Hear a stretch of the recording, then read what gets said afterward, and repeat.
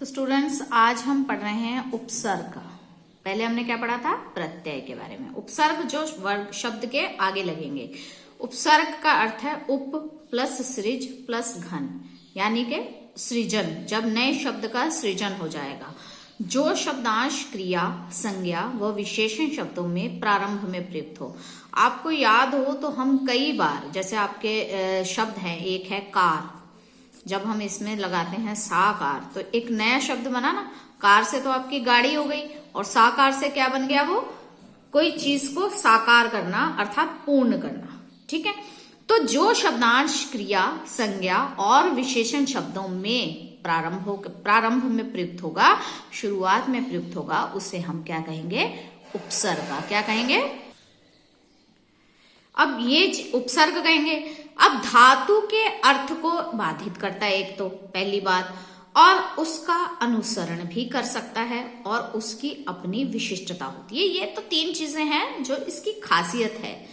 उपसर्ग के द्वारा धातु के अर्थ को जबरन अन्यंत्र ले जाया जा सकता है। अर्थात आप किसी एक शब्द का, जैसे इसने हार दे रखा है, एक शब्द हार। अब हार आपको मालूम हो तो एक तो गले में पहनने वाला होता है, एक होता है हार यानी हार जाना। ठीक है, किसी चीज में जीत हासिल ना करना। तो एक ही शब्द है। आप देखो, एक में जब प्र जुड़ा तो प्रहार बन गया। प्रहार यानी वार करना। आहार बन गया जो आप खाना खाते हो। संहार होता है किसी चीज का नाश कर देना। विहार होता है अगर आप कहीं घूमने जाते हैं। पुराने समय में राजा महाराजा जो थे वो विहार के लिए जाते थे, ये शब्द यूज किया जाता था उनके लिए। तो आपने देखा कि एक ही शब्द है हार, और लेकिन उसमें अलग अलग जब उपसर्ग लग गए तो उनका जो था अर्थ वो जबरन चेंज हो गया।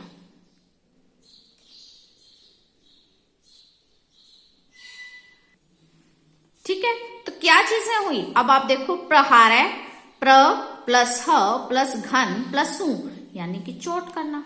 आहार, आह प्लस ह घन सु, भोजन करना। परिहार, परि प्लस ह घन सु, त्यागना और निराकरण करना। ये उसने उसका पूरा खोल दिया। आपको याद हो तो आप कुछ शब्द बनाते थे, जैसे स प्लस ज प्लस ल, सजल, ऐसे बनाते थे हिंदी में।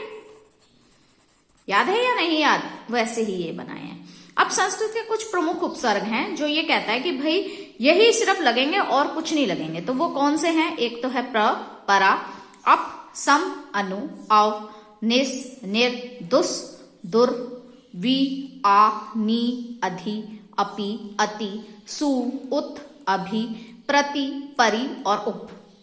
ठीक है, प्र प्लस ह से बना प्रहरति। प्रहरति का मतलब होता है मारना। सैनिक शस्त्रे प्रहरति, सैनिक शस्त्र से मारता है।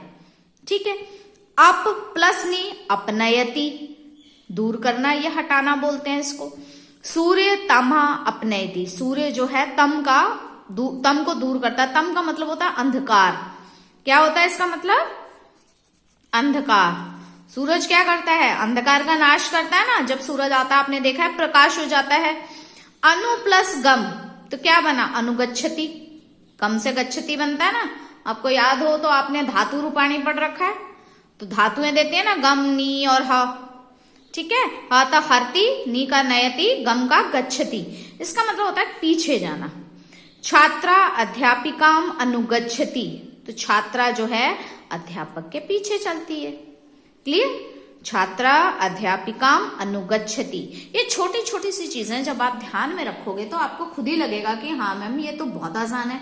अब फिर से भाई बात, गम का मतलब गच्छति। निर प्लस गम निर्गच्छति, तो क्या हुआ? निकलना। गंगा गंगोत्री स्थानाते निर्गच्छति, गंगा जो है गंगोत्री से निकलती है। सु प्लस आ और प्लस गम, सुआगम, तो बना ना सुआगम, तो क्या बना? स्वागच्छति, यानी स्वागत करना। छात्राम शिक्षकान स्वागच्छन्ति, तो ये क्या करते हैं? शिक्षक का स्वागत करते हैं। प्रति प्लस वद प्रतिवदति, यानी जवाब देना। विजय मित्रम प्रतिवदति, अर्थात मित्र का हम जो है मित्र को विजय जो है अपने मित्र को जवाब दे रहा है। उप प्लस सृप उपसर्पति, यानी नजदीक आना। कृष्ण सर्पम बालकम उपसर्पति। ठीक है, निम्न शब्दाना, अब देखो आपको किस तरीके से क्वेश्चनिंग पूछ सकता है वो पेपर में, आपसे पूछा जा सकता है कि निम्न शब्दानम उपसर्ग धातु च चित्वा लिखत, अर्थात आपको इसके अंदर आए हुए शब्द लिखने हैं, धातु अलग करनी है और आपको उपसर्ग अलग करना है। तो आप कर सकते हैं, ठीक है। जैसे ये दे रखा है यथा दे, उसने कर दिया उप प्लस विश, क्या शब्द बना, उपविशति। उपसर्ग क्या हुआ, धातु। अब देखो इसने ये तो जो है उप प्लस विश उपसर्ग हो गया, उप विशति धातु हो गई। अब जैसे उसने एक शब्द दे दिया, इस तरीके से आपको शब्द आएंगे, अनुसरति, अवतरित, प्रणमति, विहरति, प्रविशति। अनुसरति में अनु उपसर्ग है और श्री जो है ये धातु है। अवतरित में अव और त्रि धातु है। प्रणमति में प्र और नम, वी और ह, प्र और विश, ये तो आपकी धातु हो गई और ये क्या हो गया, आपका उपसर्ग हो गया। ये इस शब्द में लगेगा तो ये बनेगा। अब आप ये कहो कि मैम एक तो हमें आपने ये कहला दिया, अब हमें कुछ क्वेश्चंस ऐसे भी आते हैं भैया जिसमें ये दो चीजें दे रखी हैं, आपको क्या बनाना है, ये बनाना है, ठीक है। दो तरीके से पूछ सकता है, या तो वो ये शब्द दे देगा आपसे उपसर्ग और धातु कह देगा, या वो आपको उपसर्ग और धातु दे देगा ये शब्द बनाने के लिए कह देगा, ऐसा वो कर सकता है, इस बात के लिए वो आजाद है। तो अब आप देखो, निम्नलिखित उपसर्गान प्रयोग कृत्वा शब्दानि रचयति, अर्थात आपको शब्द का निर्माण करना है। उप प्लस क्री उपकरोति, अनु प्लस गम अनुगच्छति, आ प्लस गम आगच्छति, प्र प्लस ह प्रहार भी बना सकते हो और प्रहरति भी बना सकते हो, दो तरीके से शब्द बन जाएंगे। तो ये तो आपका था उपसर्ग। एक रिवीजन कर लेते हैं। उपसर्ग का मतलब क्या है कि किसी नए शब्द की सृजना करना। शब्द कौन से होंगे, या तो क्रिया होगा, या संज्ञा होगा, या विशेषण होगा, और इसके प्रारंभ में आएगा। जैसे हमने बात अलग अलग से एक ही शब्द दे दिया था हार, अलग अलग जब हमने उसके साथ लगाए, प्र लगाया तो प्रहार बन गया, आ लगाया तो आहार बना, संग लगाया तो संहार बना, वी लगाया तो विहार बना, और अर्थ सबके अलग अलग हो गए। तो जब धातु के अर्थ को उपसर्ग लगाने के बाद हम कुछ भी बना सकें तो वो आपका उपसर्ग कहलाएगा। क्लियर है आप सभी को? आपको धातु रूपाणी याद है तो आप इसको आसानी से कर सकते हैं।